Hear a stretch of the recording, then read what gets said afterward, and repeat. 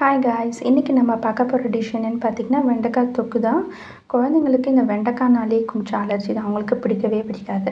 So அந்த வெண்டைக்காய் நம்ம எப்படியெல்லாம் டிஃப்ரெண்ட்டாக நம்ம செஞ்சு கொடுக்குறோம் அப்படின்றது தான் அவங்களுக்கு டேஸ்ட் பிடிக்கும். அதை நம்ம எப்படி பண்ணுறதுன்னு இன்றைக்கி பார்க்கலாம். அதுக்கு 2 ஆனியன் எடுத்துக்கிறோம், 4 வரமிளகாய், ஒரு நெல்லிக்காய் சைஸ் புளி எடுத்துக்கிறோம், 2 தக்காளி, ஒரு 4 பல் உரிச்ச பூண்டு அண்ட் இது கூட கொத்தமல்லி ஆட் பண்ணிக்கிறோம். நம்ம வெண்டைக்காவை இந்த மாதிரி சிறுசாக கட் பண்ணி வச்சுக்கிட்டோம்னா நமக்கு குக் ஆகிறதுக்கு ரொம்ப ஈஸியாக இருக்கும், டைம் ரொம்ப எடுத்துக்காது. ஸோ இப்போ இதை நம்ம எப்படி பண்ணுறதுன்னு பார்க்கலாம். அதுக்கு நம்ம கடாயில் எண்ணெய் ஊற்றி அந்த எண்ணெய் நல்லா காஞ்சதுக்கப்புறம் நம்ம எடுத்து வச்சுருக்க 4 வரமிளகாய், அந்த 4 வரமிளகாய் கூட நம்ம எடுத்து வச்சுருக்க 4 உரிச்ச பூண்டு போட்டிருக்கோம். அந்த பூண்டு கூட நம்ம ஒரு நெல்லிக்காய் சைஸ் புளி எடுத்துருக்கோம், அதையும் ஆட் பண்ணிக்கிறோம். அண்ட் அது கூட கொத்தமல்லி 2 இதை வச்சுருக்கோம், அந்த கொத்தமல்லி கொஞ்சமாக ஆட் பண்ணிக்கிறோம். கொத்தமல்லி ஆப்ஷனல் தான், உங்களுக்கு வேணும்னா நீங்கள் ஆட் பண்ணிக்கலாம். ஜஸ்ட் அது வாசனைக்காக தான் நம்ம கொடுக்குறோம், ஒரு ஃப்ளேவருக்காக. ஸோ இப்போ இது எல்லாத்தையும் நம்ம நல்லா வதக்கிக்கிறோம். இது லைட்டாக அப்படி கலர் ப்ரௌனிஷாக மாறினோடனே நம்ம இது கூட கட் பண்ணி வச்சுருக்க வெங்காயம் தக்காளி 2த்தையும் ஆட் பண்ணிக்க போகிறோம். ஸோ இந்த வெங்காயம் தக்காளி நல்லா நமக்கு குக் ஆகணும். குக் ஆனதுக்கப்புறம் தான் நமக்கு இதை நம்ம கார சட்னிக்கு எப்படி நம்ம அரைப்போமோ அதே போல் தான் இதுவும். இதில் நம்ம வெண்டைக்காய் மட்டும்தான் ஆட் பண்ணுறோம், வேறு ஒன்றுமே இல்லை. ரொம்ப சிம்பிளான டிஷ் தான். ஸோ இப்போ இதை நல்லா நம்ம வதக்கிறதுக்காக ஒரு 4 இன்ச் இந்த வெங்காயம் தக்காளி வதங்கிறதுக்காக சும்மா லைட்டாக நான் உப்பு ஆட் பண்ணி வதக்கி எடுத்துக்கிறேன். இப்போ அதை வதங்கி எடுத்து ஆற வச்சுக்கிட்டு நம்ம இப்போ இதில் மறுபடியும் எண்ணெய் ஊற்றி கட் பண்ணி வச்சுருக்க வெண்டைக்காவை அதில் ஆட் பண்ணிக்கிறோம். இந்த வெண்டைக்காவை இதே மாதிரி நம்ம ஆயிலே மூடி நம்ம வதக்கிட்டோம்னா சீக்கிரமாக நமக்கு குக் ஆகிடும். ஸோ நீங்கள் ஒரு தட்டோ ஏதாச்சும் மேலே போட்டு நம்ம மூடி வதக்கிறதுனா சீக்கிரமாக நமக்கு குக் ஆகுதுன்னா டைமும் சேவ் ஆகும். ஸோ நம்ம ஆற வச்சுருக்க அந்த வெங்காயம் தக்காளியை இப்போ நம்ம எடுத்துக்கிறோம். இது நல்லா சூடு ஆறுனதுக்கப்புறம் மிக்ஸி ஜாரில் போட்டு நம்ம இதை கிரைண்ட் பண்ணி எடுத்துக்க போகிறோம்.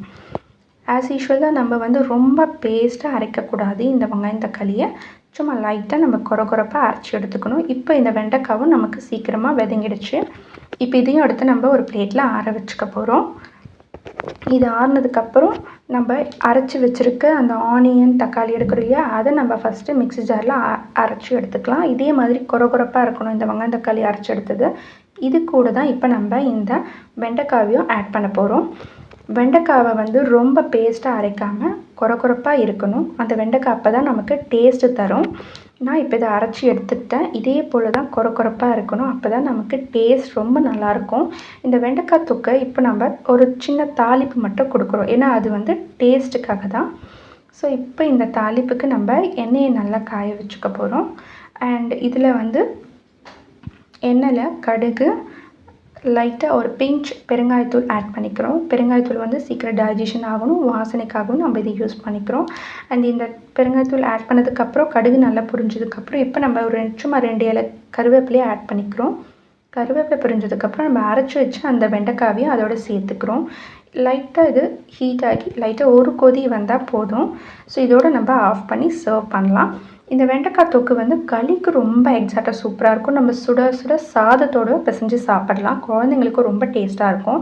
ஸோ நான் இப்போ இந்த களியை செய்ய போகிறேன், கோதுமை மாவு களி. இந்த கோதுமை மாவு களி எப்படி செய்கிறதுன்னு பார்த்திங்கன்னா, சாதம் நல்லா வெந்து குழஞ்சி வந்ததுக்கப்புறம் கோதுமை மாவை ஆட் பண்ணிக்கிறோம். அதுவும் நல்லா போட்டு கிளறி எடுத்துக்கிறோம். இப்போ நம்ம இந்த கோதுமை மாவை 5 நிமிஷம் அப்படியே வேக விடணும், அந்த அரிசி அந்த சாதத்தோட. இப்போ அதை ஆறி எடுத்ததுக்கப்புறம் இந்த மாதிரி ஒரு உருண்டைகளை நம்ம களியை எடுத்துக்கிறோம்.